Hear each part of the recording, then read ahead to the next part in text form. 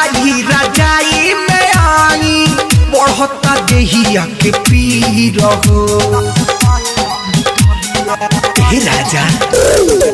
घरवा से पहरी बढ़ल शीतल हरी कपता सौंसे शरीर हो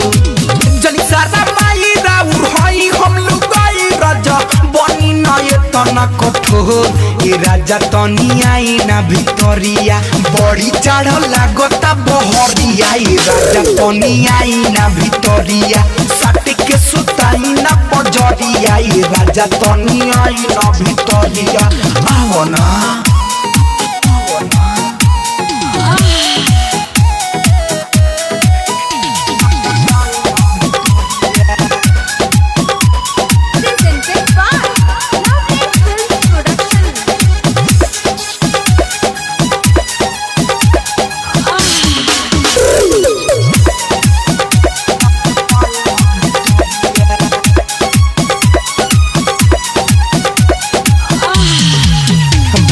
नया नया शादी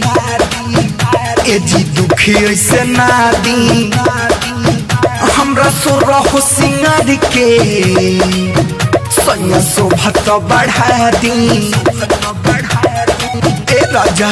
आई ना भाई नया नया शादी ए जी दुख ऐसे ना दी होई सोरह सिंगार के सैया शोभा तो बढ़ा दी घरवा में आई तनी कुंडी लगाई राजा मनी न बतिया मोहर ए राजा तनी आई ना भितरिया बड़ी चढ़ लागता बहरिया ए राजा तनी आई ना भितरिया सट के सुताई ना पजरिया ए राजा तनी आई ना भितरिया आओ ना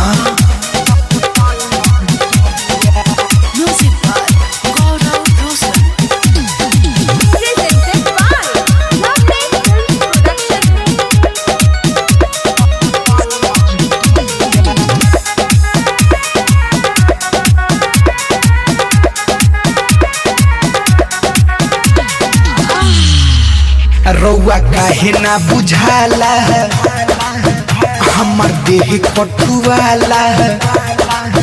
सैया भीतरी के चीज के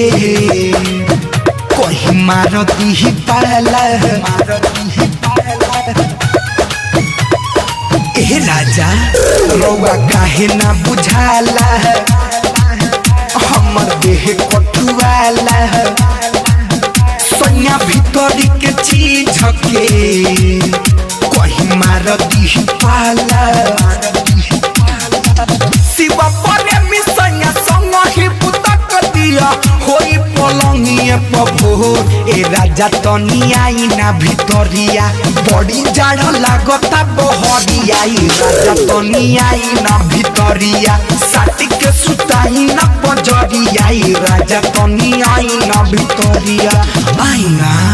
lovely digital recording studio Kalibag Bettiah mobile number 88 095 65 609।